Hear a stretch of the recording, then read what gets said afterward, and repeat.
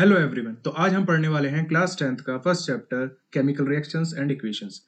इस पीपीटी में मैंने पूरा सब कुछ कवर किया हुआ है, तो इस वीडियो को अच्छे से देखना एंड तक, ठीक है। एक ही वीडियो में आपको पूरा चैप्टर जो है समझ में आने वाला है, ठीक। तो इस वीडियो को बहुत अच्छे से देखना और हर एक चीज मैंने इसमें बहुत अच्छे से समझाई है, ठीक है। तो केमिकल रिएक्शन पहले देखते हैं क्या होती है। कोई भी चीज हम पे अगर है, कोई भी चीज हम पे कुछ है, सपोज कीजिए कुछ भी है, दूध है, लोहा है, एनीथिंग, कुछ भी है। अगर हम उसको किसी कंडीशन में रखते हैं, जैसे कि हीट करते हैं, ठीक है, या वाटर की कंडीशन में रख रहे हैं, या किसी और केमिकल कंपाउंड के साथ उसको चिपका रहे हैं, ठीक है, जिसकी वजह से उसके अंदर कुछ केमिकल चेंजेस होते हैं।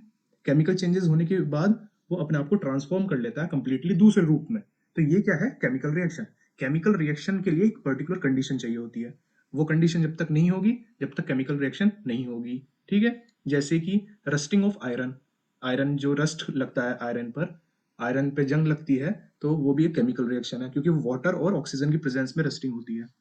मिल्क मिल्क जो है, कर्ड में जो चेंज होता है, वो भी एक केमिकल रिएक्शन है। डाइजेशन ऑफ फूड, ठीक, रेस्पिरेशन, ये सब केमिकल रिएक्शन है, ठीक है। एक एग्जांपल देखते हैं, जैसे magnesium in air, burning of magnesium in air. मतलब हमने एक मैग्नीशियम की एक वायर ली, ठीक, हवा में ऑक्सीजन की प्रेजेंस में उसको क्या किया? हीट किया। हमने उसको जलाया ऑक्सीजन की प्रेजेंस में, ठीक। तो हीट करने पे हमें क्या मिलेगा? हमें मिलेगा, ये है मैग्नीशियम हमारा सॉलिड फॉर्म में। एस का मतलब यह है यहाँ पे सॉलिड, जी का मतलब गैस, एस का मतलब सॉलिड, ठीक। तो मैग्नीशियम को जब हम ऑक्सीजन के प्रेजेंस में हम उसको हीट करेंगे, ये डेल्टा का मतलब यहाँ पे हीट है, ठीक है। जब हम उसको हीट करेंगे तो हमें क्या मिलेगा? हमें मिलेगा मैग्नीशियम ऑक्साइड। तो ये क्या हुआ? ये इनिशियली मैग्नीशियम था, हमें क्या मिला? Magnesium oxide. तो ये क्या है? एक केमिकल रिएक्शन, ठीक है। ये देखिए, यहाँ पर हम इसको हीट कर रहे हैं। हीट करने के बाद ये जो पाउडर फॉर्म में हमें मिलेगा, व्हाइट पाउडर फॉर्म में, ये क्या होगा? ये होगा हमारा मैग्नीशियम ऑक्साइड, ठीक। जब हम इसको हीट करेंगे तब बहुत चमकने वाली जो है, बहुत चमकती हुई आग जो है आपको दिखेगी, ठीक है, जिसको बोलते हैं डेजलिंग व्हाइट फ्लेम, ठीक है। करती हुई मतलब बहुत ज्यादा चमकती हुई, ठीक है। ये देखिए, आप फोटो में आप देख सकते हैं, साइड में ये फिगर दी हुई है, इसमें ये वायर हीट कर रहे हैं तो बहुत इससे चमक आ रही है ना, ठीक है। तो ये क्या है? केमिकल रिएक्शन हो रही है, एक फॉर्म से दूसरे फॉर्म में जो हमारा जो एलिमेंट है वो कन्वर्ट हो रहा है, ठीक है। और एक चीज और, इसको जलाने से पहले हम इसको बहुत अच्छे से रब करते हैं, बहुत अच्छे से साफ करते हैं, क्योंकि यूजुअली जब ये रखा हुआ है तो उस पर जो है एक लेयर जम जाती है। किस चीज की लेयर होती है? वो होती है मैग्नीशियम कार्बोनेट की, ठीक है। चलिए, एक और एग्जांपल हमारा केमिकल रिएक्शन का, वो है जिंक को आप जो है सल्फरिक डाइल्यूट सल्फरिक एसिड के साथ जो है घोल दीजिए, ठीक है। ये सल्फरिक एसिड है, सल्फरिक एसिड है हम पे H2SO4, या फिर यहाँ पे HCl भी हो सकता है, ठीक है। ठीक है, एक्वस फॉर्म में, एक्वस का मतलब है AQ मतलब एक्वस, एक्वस मतलब वाटर के साथ मिला हुआ है, ठीक है।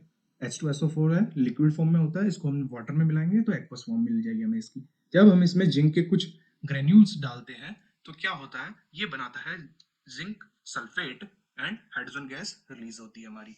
ये देखिए आप, ये जिंक हमने डाला इसमें एसिड में, तो यहाँ से हाइड्रोजन गैस हमें मिली, ठीक।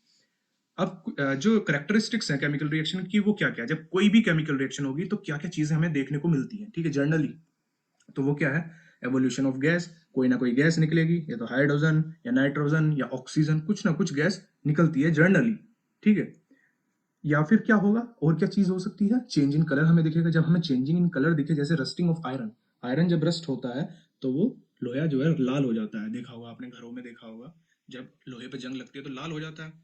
कॉपर जो है, कॉपर क्या हो जाता है? कॉपर हमारा हो जाता है ग्रीन, ठीक है। और सिल्वर हमारा ब्लैक पड़ जाता है रस्टिंग पर, ठीक है।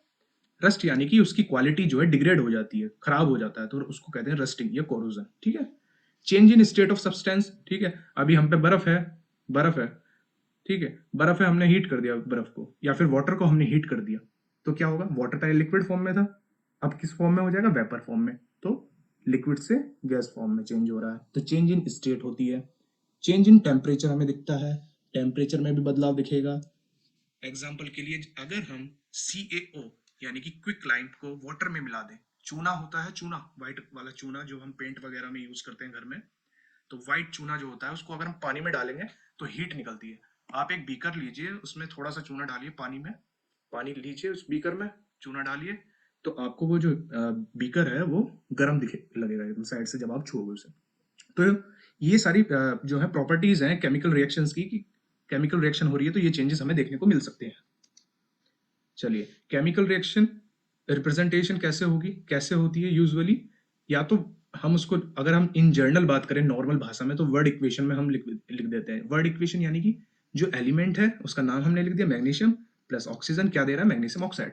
लेकिन अगर इसको अच्छे से थोड़ा और कंसाइज फॉर्म में लिखना है तो हमें उनके केमिकल फॉर्मूलाज पता होने चाहिए। जैसे मैग्नीशियम का क्या है, Mg, ऑक्सीजन का O2, और वो हमें देता है MgO।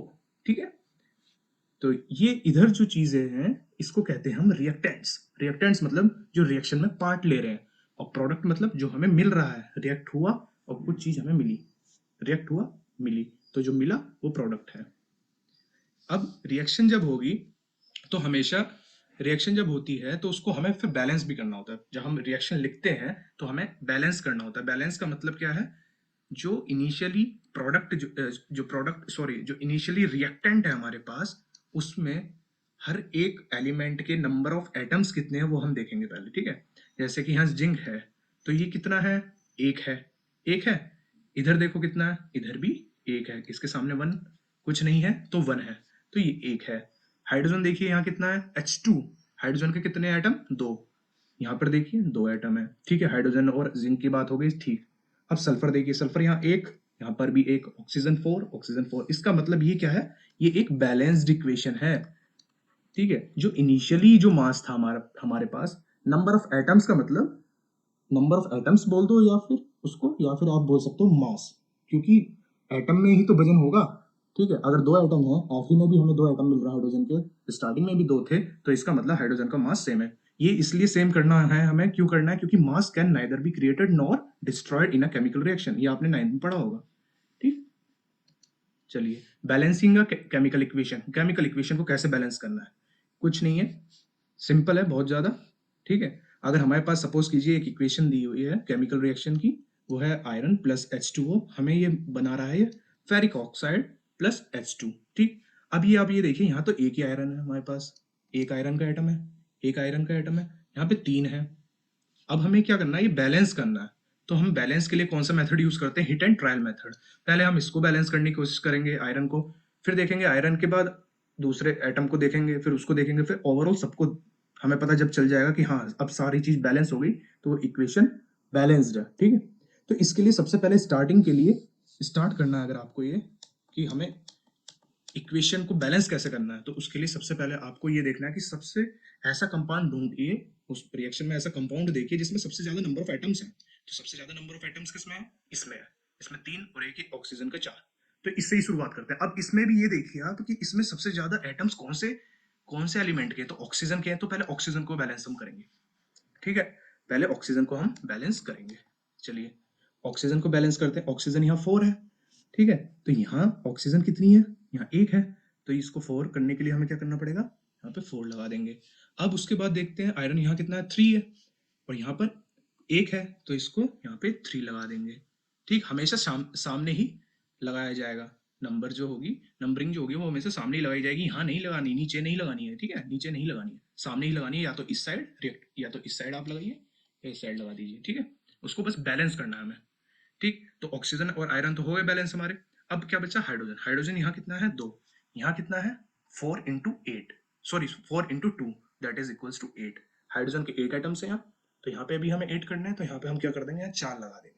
तो अब ये देखिए सारे एलिमेंट्स हमारे बैलेंस होंगे। तो स्टार्टिंग सबसे कॉम्प्लेक्स कंपाउंड से हम करेंगे जिसमें सबसे ज्यादा नंबर ऑफ एटम्स होंगे। ठीक है, उसको बैलेंस करेंगे, देन चीज धीरे धीरे पूरी रिएक्शन बैलेंस हो जाएगी हमारी। चलिए, अब आप ये देखिए कि फिजिकल स्टेट की कुछ, अब ये तो केमिकल रिएक्शन की बात हो गई। अब फिजिकल स्टेट को कौन कौन से सिंबल से हम रिप्रेजेंट करते हैं रिएक्शन में। जैसे गैस है, अगर कोई गैस है, जैसे कार्बन डाइऑक्साइड है, ऑक्सीजन है, तो उसके सामने हम ब्रैकेट में जी लगा देंगे, जैसे कि CO ब्रैकेट में जी। जी का मतलब ये गैसियस फॉर्म में है। ठीक है, उसकी फिजिकल स्टेट को शो कर रहा है। अगर वो लिक्विड है, वाटर जैसे, तो उसके सामने क्या हो जाएगा, उसके सामने आ जाएगा L। अगर वो एक्वस यानी कि सॉल्यूशन है, aqueous as a solution in water, मतलब वो क्या है, वाटर में घुला हुआ सॉल्यूशन है। ठीक है, तो उसके सामने क्या लगाएंगे, AQ। सॉलिड है तो S। ठीक है, तो जैसे CO कार्बन मोनोऑक्साइड को जब हम रिएक्ट करेंगे हाइड्रोजन गैस से, ठीक है, हाइड्रोजन गैस से, तो हमें क्या मिलेगा, CH3OH इन लिक्विड फॉर्म, ठीक है, CH3OH इन लिक्विड फॉर्म। इसको क्या कहते हैं, इसको कहते हैं मिथेनॉल, ठीक है, इसको क्या कहते हैं, मिथेनॉल। एक मिनट,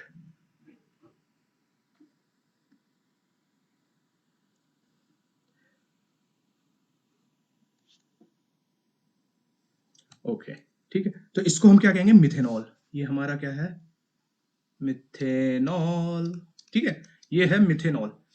चलिए, अब आप ये देखिए कि रिएक्शन तो हो रही है, उसकी गैसियस फॉर्म हमें पता चल गई, सॉलिड फॉर्म में तो एस, गैसियस फॉर्म में जी, ठीक। अब उसको एक कंडीशंस के बारे में अगर हमें बताना है, या तो हम उसको हीट कर रहे हैं तो यहाँ पे लगा देंगे हम डेल्टा। डेल्टा का मतलब होता है हीट करना, ठीक। अगर टेम्परेचर वगैरह मेंशन करना है तो वो हम इस एरो के ऊपर लिख देंगे, जैसे 340 ATM, ATM यानी कि एटमोस्फेयर, ठीक है।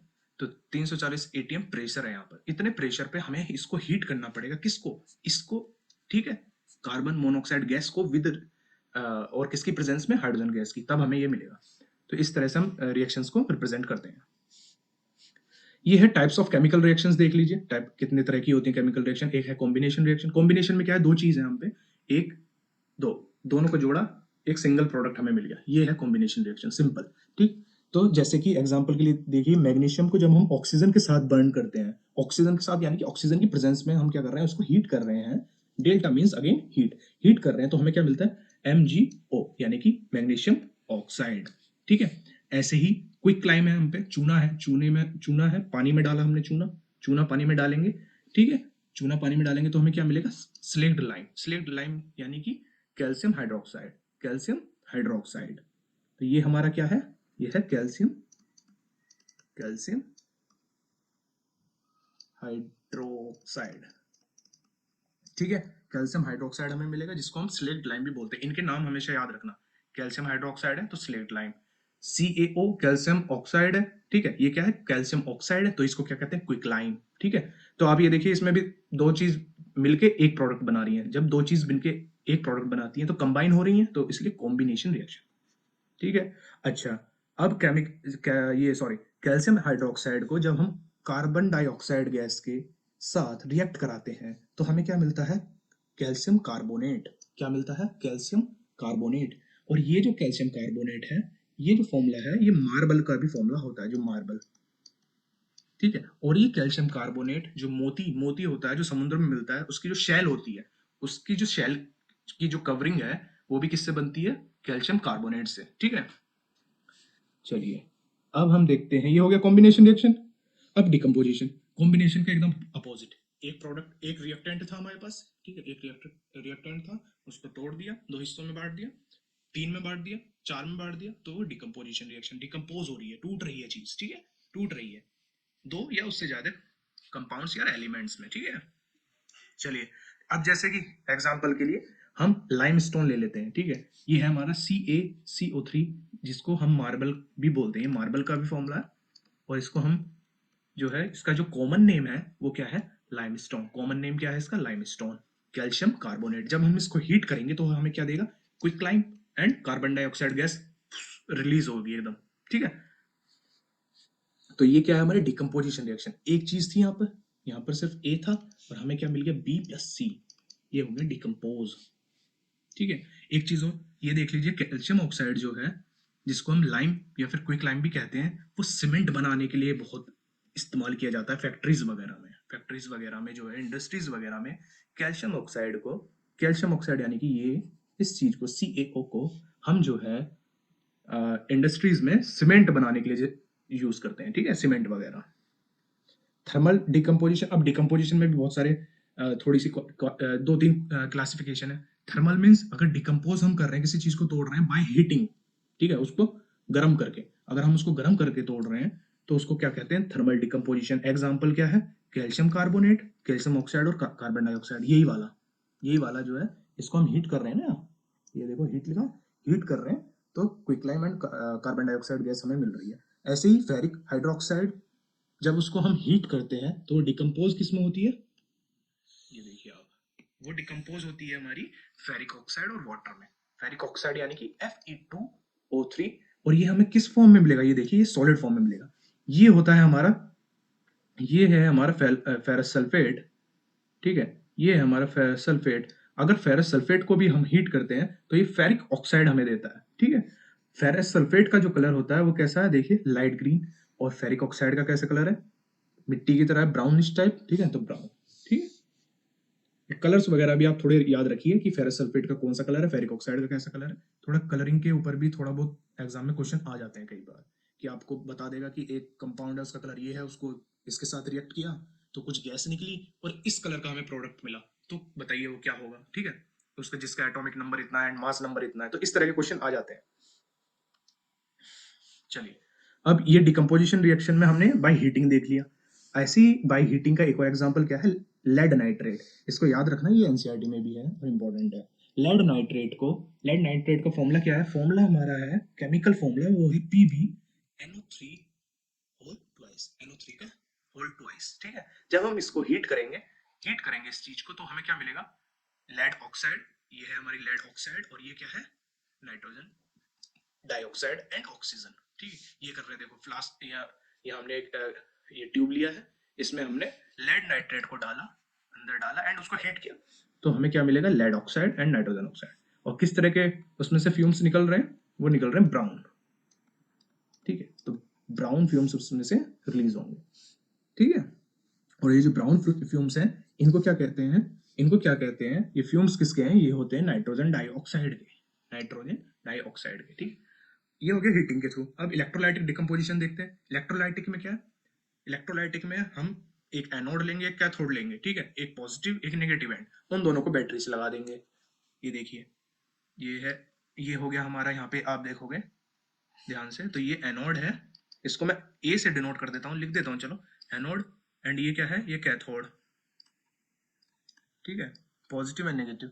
जब हम इसको बैटरी से कनेक्ट कर देंगे, एक बैटरी से, और इसके अंदर हमने जो ये जो सॉल्यूशन डाला है, ये किस चीज का सॉल्यूशन है, ये है हमारा वाटर प्लस कोई भी स्ट्रॉन्ग एसिड, जैसे H2SO4 इसमें डाला है, H2SO4 डालो या HCl डाल दो, बहुत 2-4 ड्रॉप हमें डालनी है वाटर में अपना, ठीक है, पानी लेना है, उसमें 2-4 ड्रॉप डालनी है, ठीक है।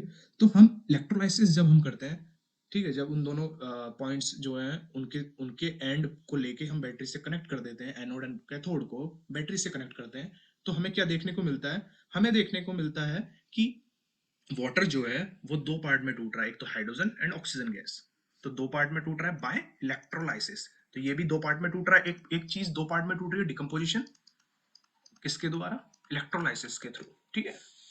चलिए, अब है फोटो डिकम्पोजिशन। अब हम हीट नहीं कर रहे, इलेक्ट्रोलाइसिस नहीं कर रहे, उठाया धूप में रख दिया हमने, धूप में रखेंगे तो क्या होगा, उसमें रिएक्शन होगी, जैसे कि किसके साथ होता है, ये होता है हमारा AgCl के साथ, ठीक है, AgCl सिल्वर क्लोराइड, ठीक है।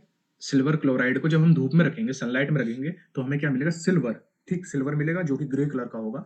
ये व्हाइट होता है, ये देखिए, ये इनिशियली व्हाइट था, इस तरह का व्हाइट था ये पहले, ठीक है, अब ये क्या हो गया, ग्रे हो गया धूप में रखने से। तो क्यों हो गया ग्रे, क्योंकि ग्रे है सिल्वर का कलर, और जो है इसमें से क्या अलग हो जाती है, क्लोराइड गैस, ये है क्या है, क्लोरीन गैस हमारी, ये क्या है, क्लोरीन गैस, गैस फॉर्म में रिलीज हो जाती है। ऐसे ही सिल्वर ब्रोमाइड है, ठीक है, ये सिल्वर क्लोराइड एंड ब्रोमाइड के साथ भी यही चीज होती है, ठीक है। इन दोनों रिएक्शंस का यूज जो है फोटोग्राफी में ब्लैक एंड व्हाइट जो अब यूज नहीं होता है, ब्लैक एंड व्हाइट फोटोग्राफी में हम यूज करते थे पहले, ठीक है। डिस्प्लेसमेंट रिएक्शन, डिस्प्लेसमेंट में क्या है, एक चीज दूसरी चीज को, एक चीज है इसमें बैठी है, ये दूसरी चीज को उठाएगी, बोलेगी तू यहां से जा, मैं आ रहा हूं, उसकी जगह बैठ जाएगी, ठीक है, डिस्प्लेस कर देगी, ये डिस्प्लेस कर देगी, तो उसी चीज को क्या बोलते हैं, डिस्प्लेसमेंट रिएक्शन। और डिस्प्लेस कौन करेगा, जैसे कि सब देखिए आप, यहाँ पे ए है और ये है BC, तो क्या होगा इसमें, इसमें क्या होगा कि AB की जगह आ जाएगा और हमें क्या मिलेगा, AC प्लस बी, क्या होगा, बी उठ के चला जाएगा, भैया ठीक है हम जा रहे हैं, बी अलग चला जाएगा, ठीक है। तो ये क्या है, डिस्प्लेस कर रहा है ना, एक एलिमेंट दूसरे एलिमेंट को, जो है दूसरे कंपाउंड में बैठे हुए एलिमेंट को डिस्प्लेस कर रहा है, तो क्या है, डिस्प्लेसमेंट रिएक्शन। कौन डिस्प्लेस करेगा, जो ज्यादा रिएक्टिव होगा वो कम रिएक्टिव को डिस्प्लेस कर देगा, इसका मतलब ए जो है ज्यादा रिएक्टिव है एंड बी कम रिएक्टिव है, इसलिए ए ने बी को हटा दिया। जाओ, जैसे कि क्या होता है, iron and copper copper sulphate में जब रिएक्शन होती है तो हमें क्या मिलता है, आयरन सल्फेट और कॉपर, ठीक है, आयरन सल्फेट एंड कॉपर हमें मिलता है। इसमें क्या हुआ देखो, आयरन ने जो है कॉपर को हटा दिया, यहाँ से कॉपर हट गया, आयरन आ गया, आयरन आया तो FeSO4 यहाँ पे हमें मिल गया, ठीक है। और इससे क्या होता है देखिए, पहले हमने इसमें कैसे ये रिएक्शन कैसे कराते हैं हम, आयरन एक नेल ले लेते हैं, ठीक है, एक कील ले लेते हैं, ठीक है, चोबा बोल देते हैं, कील बोल देते हैं, कई जगह नेल बोलते हैं हम, चलो एक आयरन की नेल ले ली हमने, उसको जो है कॉपर सल्फेट में डाल दिया। जो सल्फेट है, पहले इनिशियली देखिए आप, जब हमने डाला वो ब्लू था, हमारी जो नेल थी वो ग्रे टाइप की थी। जब हमने इसको डाला तो हमें बाद में जो प्रोडक्ट मिला वो क्या मिला, इसका कलर चेंज हो गया, फेड हो गया, ठीक है। अब ये जो कलर है इसका क्या हो गया, फेड हो गया, और ये वाइटिश टाइप का हो गया, और ये जो नेल है हमारी, ये ब्राउन हो गई है। इसका मतलब एक चीज ने दूसरी चीज को रिप्लेस किया होगा, तभी कलर चेंज हुआ है दोनों चीजों का। तो ये है डिस्प्लेसमेंट रिएक्शन, इसको सब्स्टिट्यूशन रिएक्शन भी बोलते हैं, ठीक है। सब्स्टिट्यूशन रिएक्शन, सब्स्टिट्यूट करना है चीजों को, एक चीज की जगह दूसरी चीज आना, सब्स्टिट्यूट होना। ऐसी जिंक प्लस कॉपर सल्फेट हमारा ये है, ठीक है, ये देगा हमें जिंक सल्फेट। इसका मतलब ये जिंक जो है हमारा, यहाँ पे जिंक जो है ये ज्यादा रिएक्टिव है कॉपर से, यहाँ पे आयरन ज्यादा रिएक्टिव था कॉपर से। ऐसे ही ये होगा Pb मतलब लेड की जब रिएक्शन होगी कॉपर क्लोराइड से तो हमें लेड क्लोराइड मिलेगा। इसका मतलब लेड जो है वो भी ज्यादा रिएक्टिव है कॉपर से, ठीक है।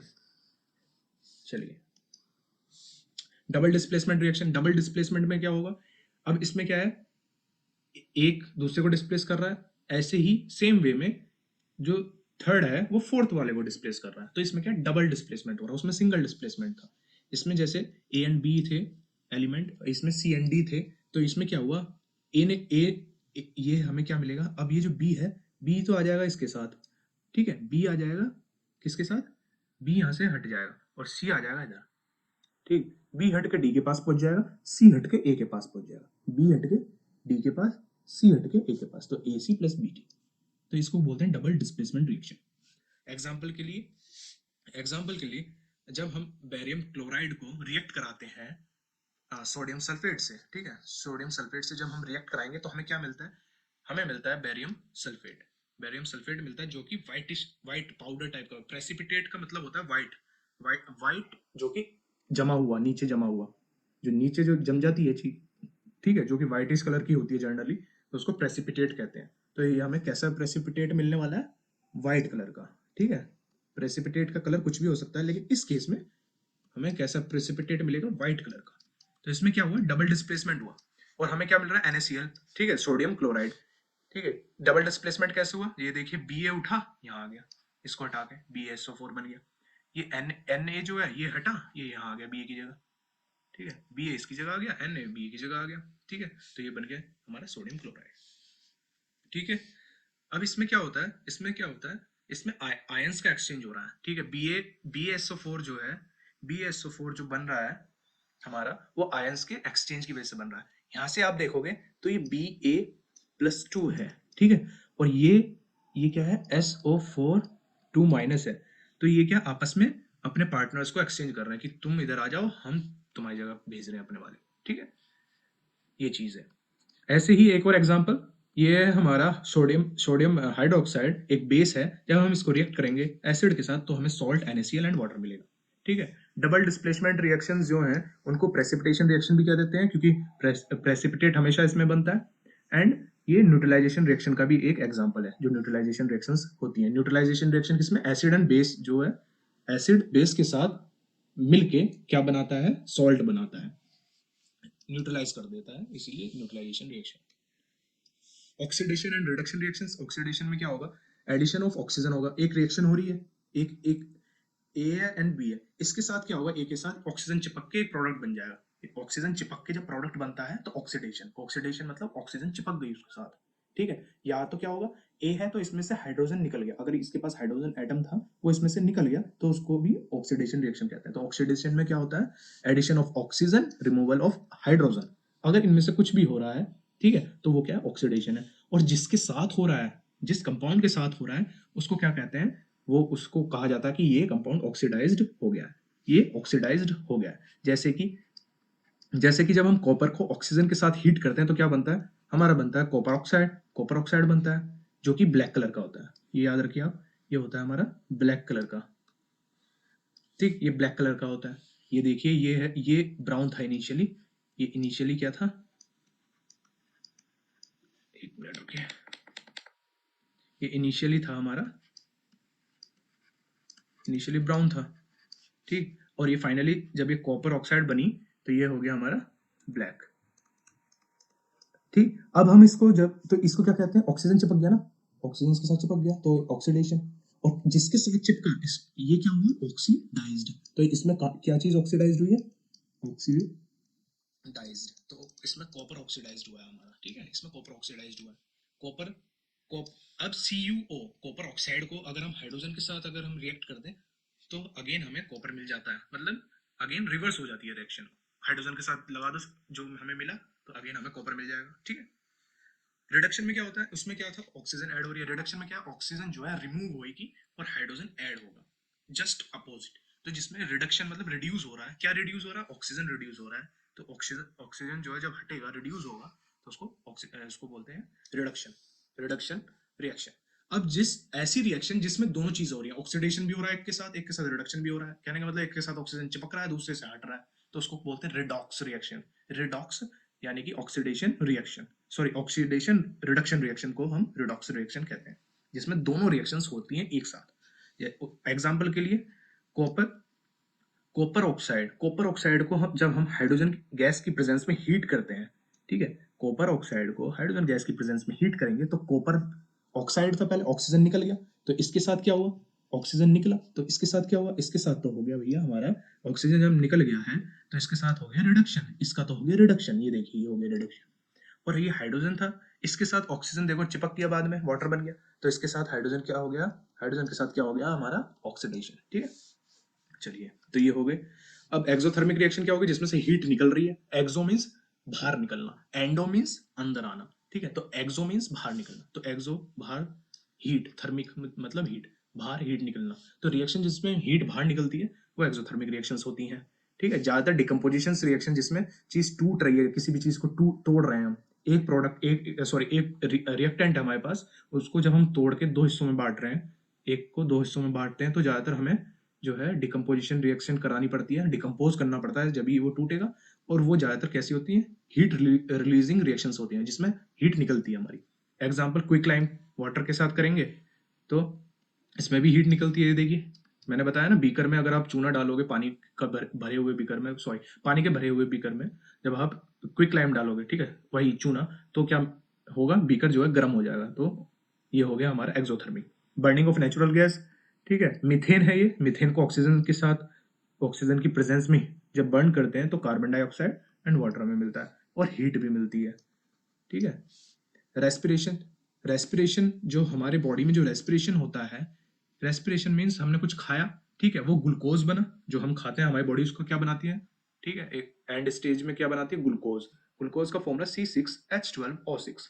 एक्वस फॉर्म में जब ये ऑक्सीजन के साथ जो रिएक्शन में आता है तो ये carbon dioxide H2O and energy release करता है। एनर्जी का मतलब क्या है, एनर्जी मीन्स हीट, तो हीट इसमें भी रिलीज हो रही है, तो एक्सोथर्मिक रिएक्शन। और किसी भी चीज की डिकम्पोजिशन, जैसे वेजिटेबल्स वगैरह सड़ती हैं, वो भी एक्सोथर्मिक रिएक्शन, उसमें हीट रिलीज हो रही है हमारी। एंडोथर्मिक रिएक्शन कौन सी है, एंडोथर्मिक में क्या है, हीट जो है हम दे रहे हैं, मतलब इनवर्ड जा रही है हीट। तो किस में दे रहे हैं, जिसमें ज्यादातर तोड़ा जा रहा है, जो चीज तोड़ी जा रही है, जैसे क्या तोड़ा जा रहा है, ये है एंडोथर्मिक रिएक्शन। CaCO3, इसको हीट करेंगे तो हमें क्या मिलेगा, CaOCO2। ठीक है, दो हिस्सों में तोड़ दिया, कैसे टूटा, हीट के थ्रू। ठीक है, हीट के थ्रू ये टूटा। ठीक है, चलिए, तो डिकम्पोजिशन रिएक्शन जो है मोस्टली एक्सोथर्मिक होती है, बट एंडोथर्मिक भी होती है। ठीक है, तो ऐसा कोई क्राइटेरिया पक्का नहीं है कि डिकम्पोजिशन रिएक्शन है तो एंडोथर्मिक ही होगी, उसको हीट देना ही पड़ेगा, या एक्सोथर्मिक ही होगी। ठीक है, एक्सोथर्मिक का सिंपल फंडा है कि हीट निकलती है उसमें, और एंडो का मतलब हीट देनी पड़ती है।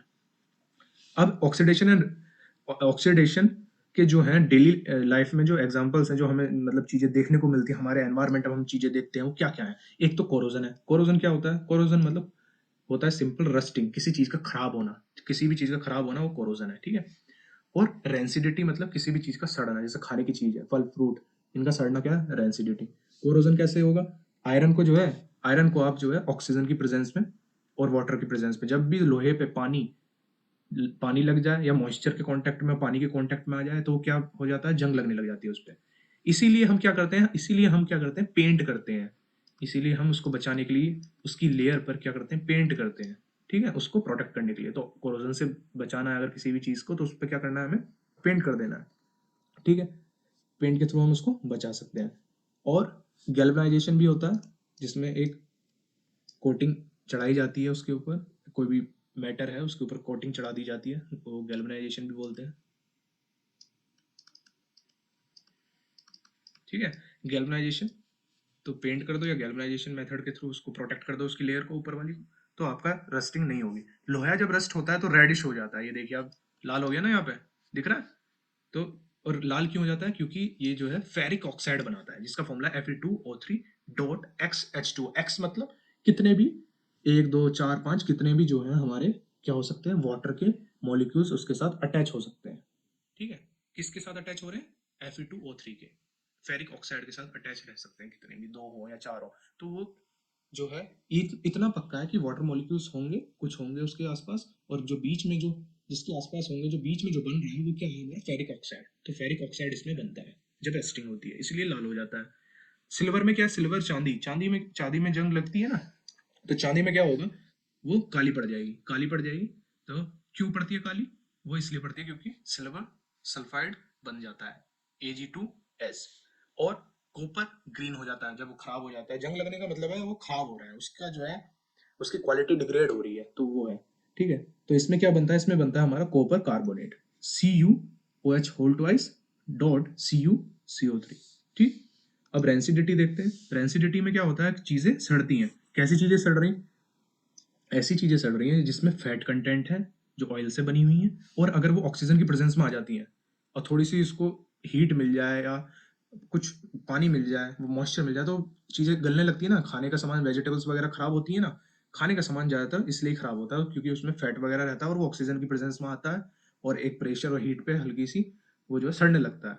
ठीक है, तो इससे इससे प्रिवेंट करने के लिए क्या करते हैं, इसलिए आपने देखा होगा चिप्स वगैरह हम खरीदते हैं, लेज वगैरह, उसमें आपने देखा कि इसमें हवा ज्यादा है, लेज कम है।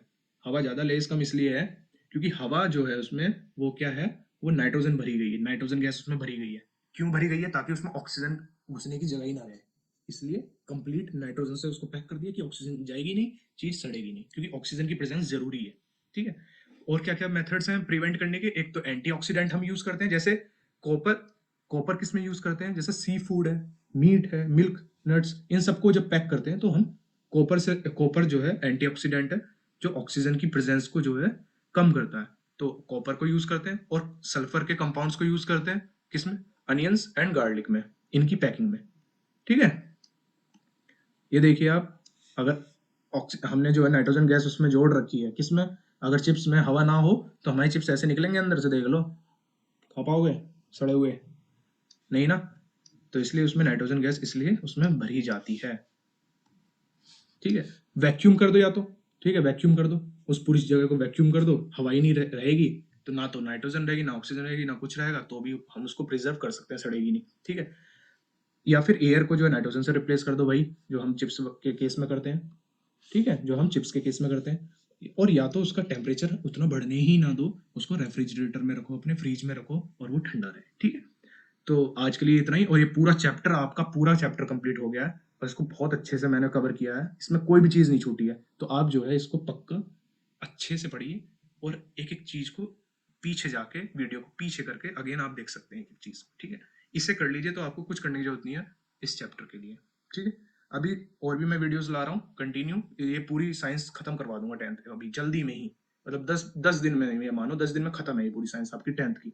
तो आप लगे रहिए, और इसी को जो है वीडियोस को अगर आप फॉलो करते रहेंगे तो आपके मतलब मैक्स टू मैक्स मार्क्स आने ही वाले हैं। ठीक है, अगर आपको अच्छे लगे तो लाइक कर दीजिएगा वीडियो को, और अगर नहीं लगता है अच्छा तो कमेंट करके बता दीजिए कि क्या कमियां रह गई हैं। ठीक है, थैंक यू।